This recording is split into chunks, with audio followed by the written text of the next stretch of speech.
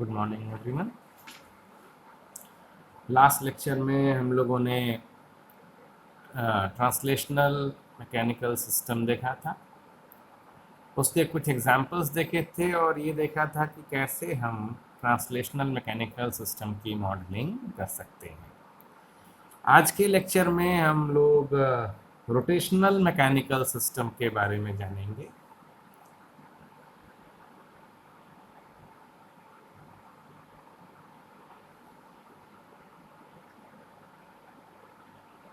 Rotational mechanical system तो जैसा translational mechanical system था वैसा ही लगभग वैसा ही रोटेशनल मैकेनिकल सिस्टम होता है।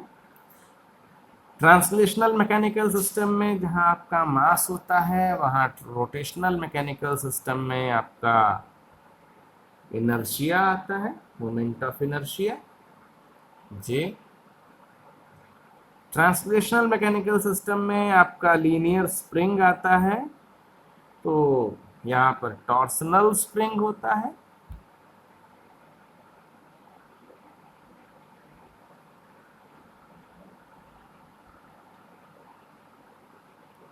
और डैम्पर जैसा आपका यहाँ होता है वैसा ही लगभग यहाँ पर। तो डैम्पर का काम है बेसिकली फ्रिक्शन प्रोवाइड करना।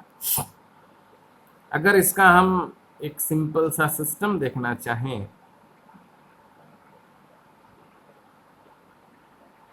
तो वो कुछ इस टाइप का बनेगा।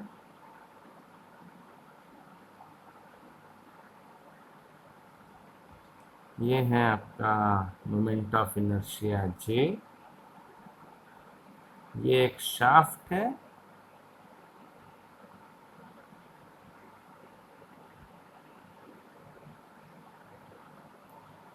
अगर इसमें रोटेशन होता है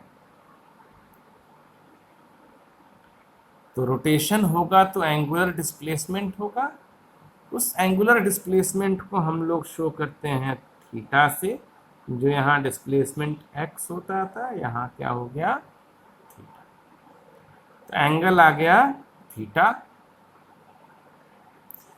थीटा एंगल से अगर हम इसको रोटेट करते हैं शाफ्ट को या इस बॉडी को, तो इसके रोटेट करने से इस शाफ्ट में टेंशन आता है, एंगुलर टेंशन।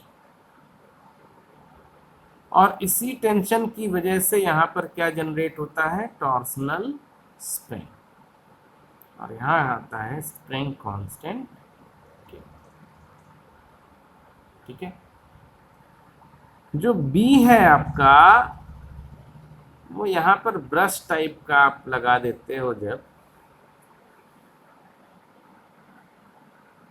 तो ये वाला जो सरफेस है आप, मतलब ये जो पुली है आपकी, ये सरफेस पर रब करती है। तो जब यहाँ रब करेगी तो यहाँ क्या जनरेट होगा, friction B. And in the last इसको आप रोटेट कराएंगे तो यहां पर आप क्या देंगे, टॉर्क। क्या देंगे, टॉर्क। यहां क्या देते थे, फोर्स। यहां क्या देंगे, टॉर्क। ठीक ना। तो जब आपने टॉर्क दिया तो मोमेंट ऑफ इनर्शिया क्या होगा, व्हेन डिस्प्लेसमेंट इज थीटा, तो ये क्या बनेगा, मोमेंट ऑफ इनर्शिया या फिर इनर्शिया फोर्स जो कहें, इनर्शिया फोर्स क्या बनेगा, मोमेंट ऑफ इनर्शिया आपका बनेगा हाफ mr²। और इनर्शिया फोर्स क्या आएगा, अगर हम एफ जे कहें या टी जे कहें, T J moment of inertia, inertia force J d2 theta over dt ये कहलाता है इनर्शिया फोर्स। जैसा उसमें था m d2x ओवर dt2, ये ट्रांसलेशनल मोशन में था, आपका जो इनर्शिया फोर्स होता था Fm, तो यहाँ टी जे क्या बनेगा, जे d2 theta over dt2। Spring के लिए ts जैसे Fs आप बनाते थे k इंटू एक्स, ऐसे ही यहां पर आएगा k into theta. And damper T B, तो जैसे एफ बी आपका बनता था b इंटू वी और b into D x over D t, ऐसे ही यहां पर क्या बनेगा b इंटू अमेगा और b into D theta over.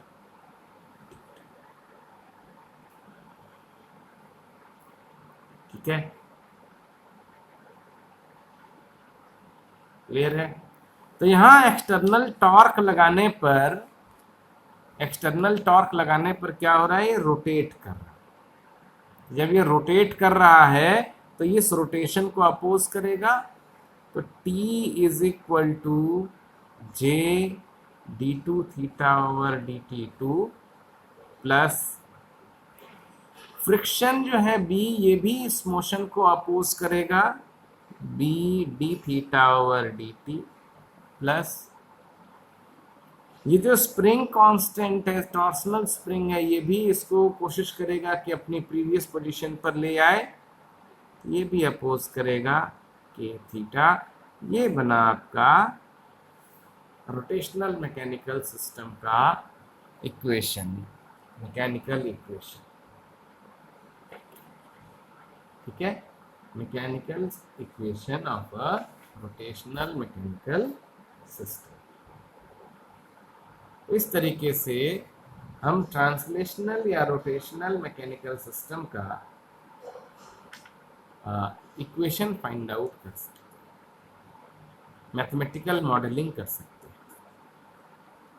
ठीक, इसी को बोलते हैं मैथमेटिकल मॉडलिंग। जैसा हमने ट्रांसलेशनल मैकेनिकल सिस्टम में किया था, वैसे ही रोटेशनल मैकेनिकल सिस्टम का भी हम मॉडलिंग इजीली कर सकते हैं। ठीक है जी। Next is analogous system.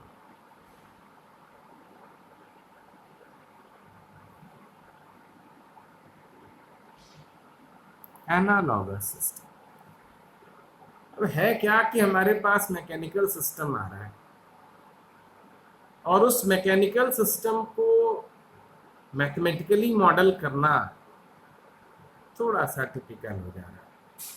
अभी जब तक सिंपल है तब तक कोई बात नहीं, जब यही कॉम्प्लेक्स होने लगेगा तब हमारे लिए परेशानी बढ़ जाएगी।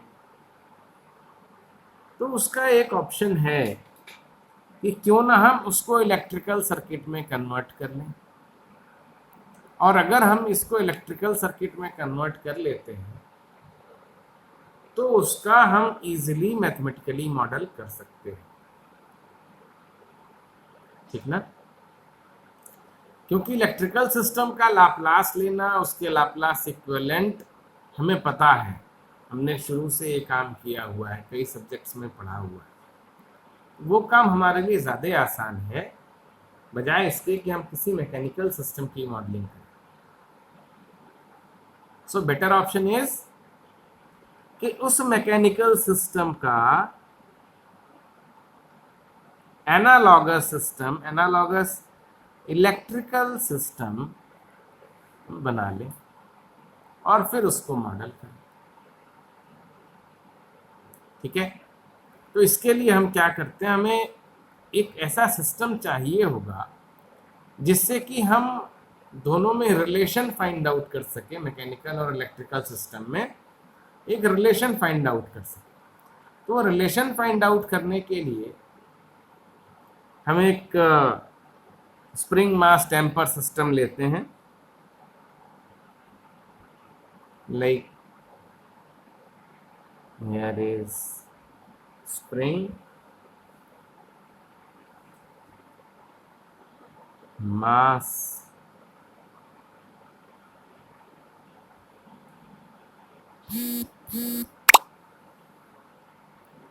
and damper, K, B,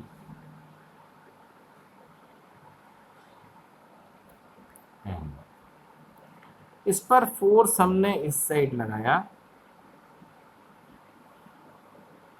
displacement इस साइड हुआ। अब इसका मैकेनिकल इक्वेशन क्या बनेगा? इसका मैकेनिकल इक्वेशन अब हम बनाते हैं। तो पहले इसका हम क्या करेंगे, फ्री बॉडी डायग्राम बनाएंगे मास का। इधर है एफ टी, इधर है आपका एफ एम, एफ के और एफ बी। तो क्या आया, F T is equal to F M which is M D two X over D T two plus F K sorry F B B into D x over D T plus K into X. ये आया एक relation. और इसके साथ ही हम एक electrical system लेते हैं,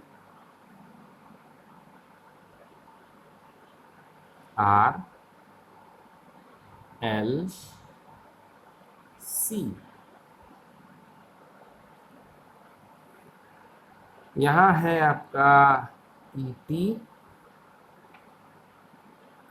और हमने मान लिया इसमें करंट है आई।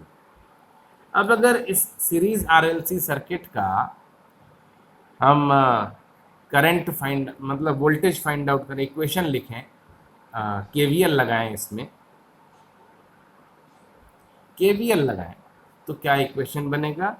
वो बनेगा E T is equal to R I plus L d I by d T plus 1/c integral I d t. और करंट क्या है? D q over D t, rate of change of charge with respect to time.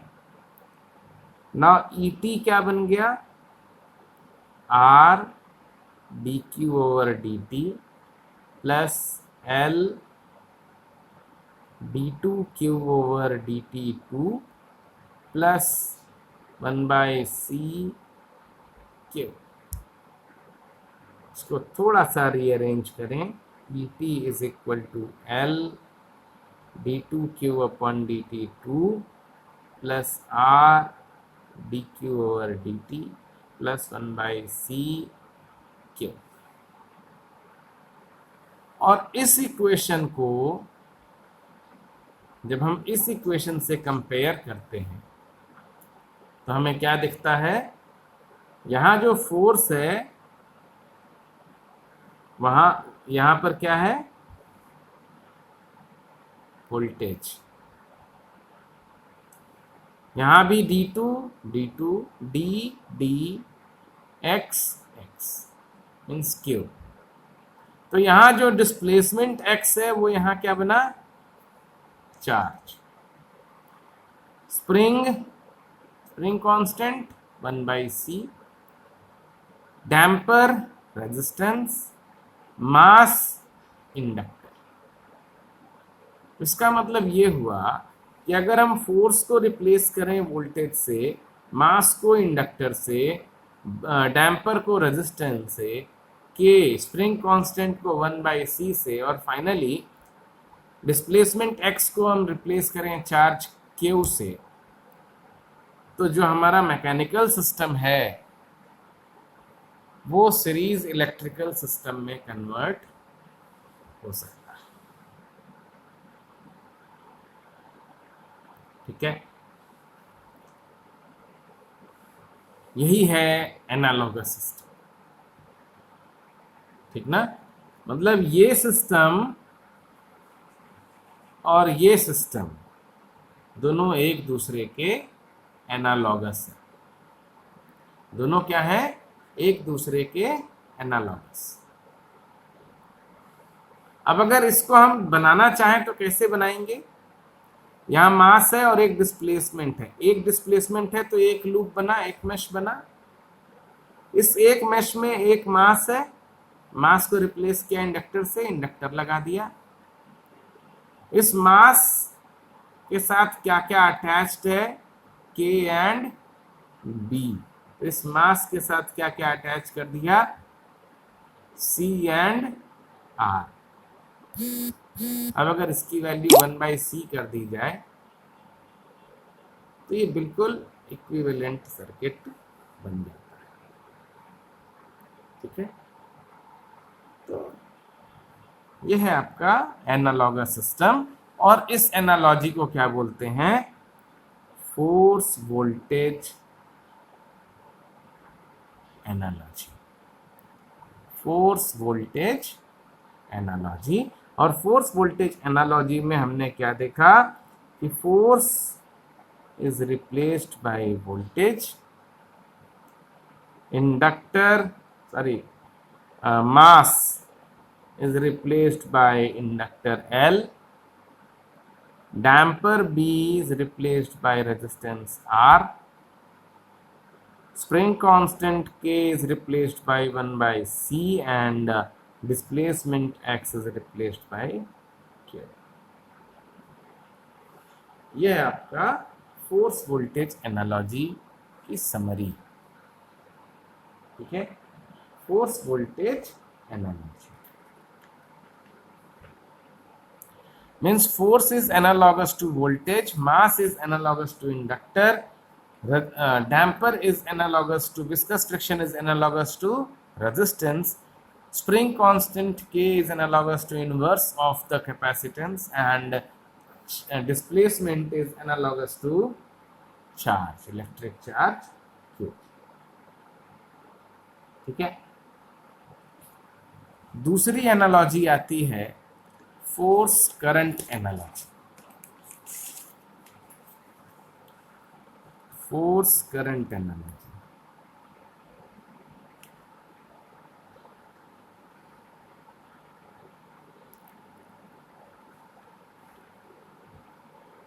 F I analogy,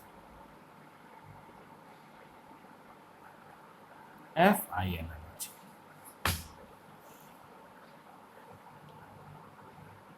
तो force voltage में हमने series circuit ली थी, force current में हम क्या ले लेते हैं, इलेक्ट्रिकल सर्किट हम लोग दो तरीके से बना सकते हैं। तो वहां पर हमने बनाया था सीरीज सर्किट, अब हम बनाते हैं पैरेलल सर्किट।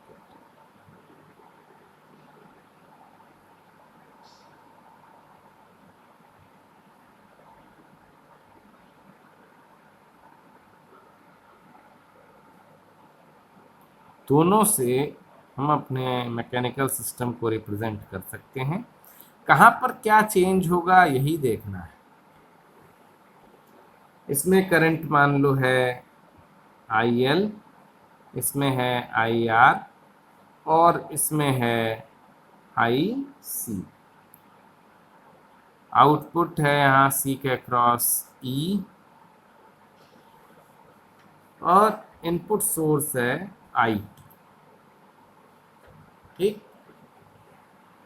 अब अगर इसको हम इक्वेशन देखें तो इक्वेशन क्या बनता है, KCL लगाया जाए तो KCL लगाने पर क्या बनेगा, IT is equal to IL plus IR plus IC, which is equal to IL 1/L DE over DT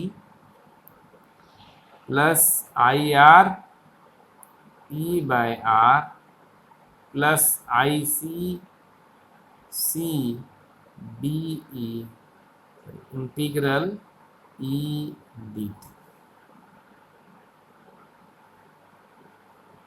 थोड़ा सा उल्टा कर दिया। आई एल होगा 1/L integral E d T plus E/R plus C d E over D t, ये बनेगा। उसका बिल्कुल उल्टा होता है। ठीक है, यहाँ पर जो हमारा E है वोल्टेज, इसको हम क्या लिख सकते हैं, rate of change of flux with respect to time d phi over d d phi over d, rate of change of flux. ठीक है, ये अगर इसको हम यहाँ रिप्लेस करें तो क्या बनता है, I T is equal to 1/L phi plus 1/R d phi over D T plus C d two phi over D T two. इसको थोड़ा सा रीअरेंज किया जाए, I T is equal to C d two phi over D T two plus 1/R d phi over D T plus 1/L phi. और अब इसको compare किया जाए, F T is equal to m D two X over D T two plus b d x over D T plus k x से, तब हमारे पास क्या relation निकल के आता है, force is analogous to current,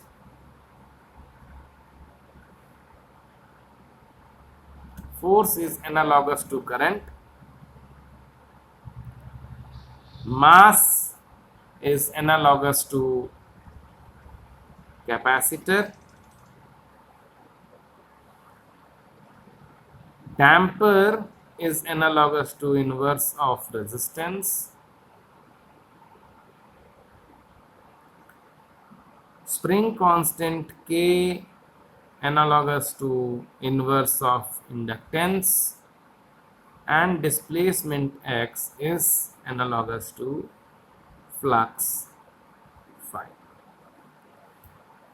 और चूंकि force is analogous to current, so this analogy is called force current analogy। ठीक है, force current analogy। तो एक हमने देखा फोर्स वोल्टेज एनालॉजी और एक हमने देखा फोर्स करंट एनालॉजी। ठीक है, अब हम कुछ एग्जांपल्स देखेंगे जिनमें हम एफ वी एनालॉजी और एफ आई एनालॉजी दोनों का यूज करेंगे, और दोनों का यूज करके मैथमेटिकल मॉडलिंग अपने सिस्टम की हम करेंगे। ठीक है, सो एक सिस्टम आपके पास ये है,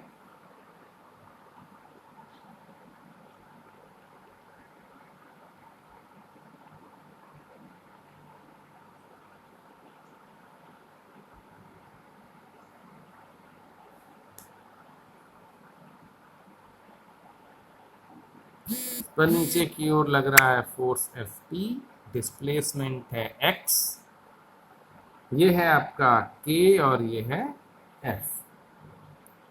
ठीक है, या b। ठीक है जी ना। अब इस क्वेश्चन में इसका अगर हमें एनालॉगस सर्किट बनाना है तो हम क्या करेंगे, कुछ स्टेप्स हैं। पहला, the fixed end of spring and damper are considered as reference point। ये जो फिक्स्ड एंड्स हैं इनको हम क्या करेंगे, कंसीडर कैसे करेंगे, रेफरेंस पॉइंट।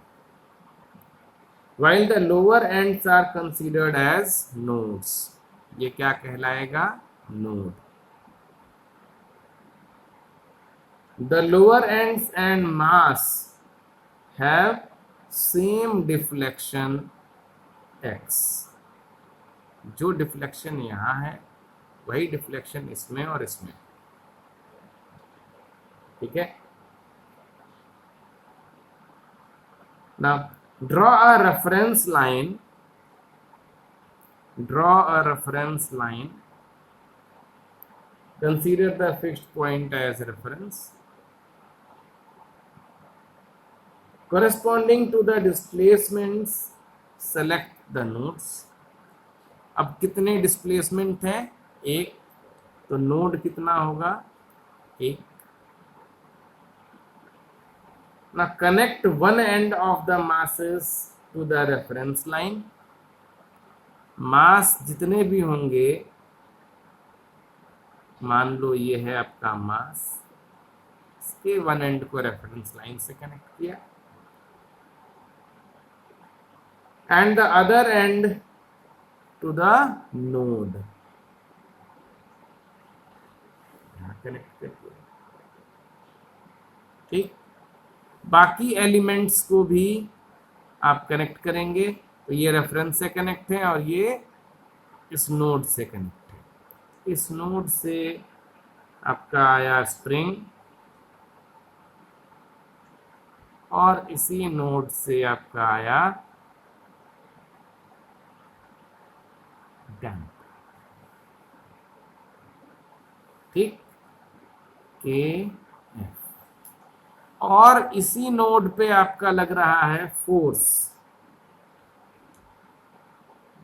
इसी नोड पर हम लगा देंगे फोर्स।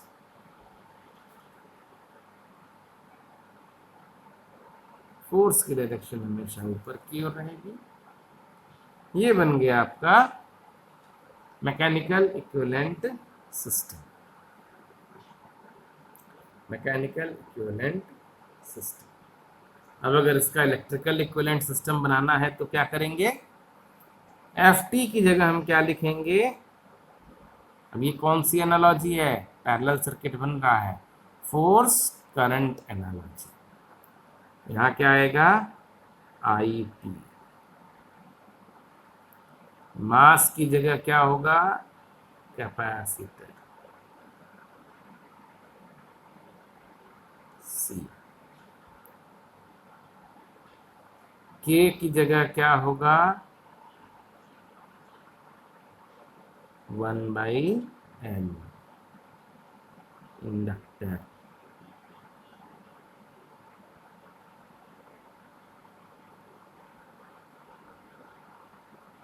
और इसकी जगह क्या होगा? Resistance 1/R। ये बन गया electrical equivalent circuit of this mechanical system, ठीक है। अब इसका जब आप इक्वेशन बनाएंगे, इसका जब आप इक्वेशन बनाएंगे तब आपको मिलेगा ये सिस्टम, ठीक। इसका मैथमेटिकल मॉडल मिलेगा। क्लियर है? तो इसका जब हम इक्वेशन देखते हैं तो इक्वेशन क्या दिखता है? m dx2 d2x over dt2 plus f dx over dt plus kx is equal to ft। और लाप्लास लेने के बाद जब हम ट्रांसफर फंक्शन फाइंड आउट करते हैं तो एक्सेस ओवर एफ एस बन के आता है 1/ms² plus F S plus के। तो यहाँ से भी जब आप निकालेंगे तब भी यही ट्रांसफर फंक्शन आएगा, इससे अलग कोई दूसरा नहीं आएगा, ठीक है जी। तो इस तरीके से आप इलेक्ट्रिकल और मैकेनिकल इक्विवेलेंट सर्किट ना बना सकते हैं। तो ये हमने Fi यूज़ किया। इसमें अब जब हम Fv यूज़ करेंगे तब क्या करेंगे? एक डिस्प्लेसमेंट है तो एक मैश यूज़ करेंगे, एक से ज़्यादा मैश नहीं यूज़ होगी। और एक मैश है तो यहाँ पर एक M है ये m इसमें लग जाएगा मैश में, इसी मैश में आपका k आएगा,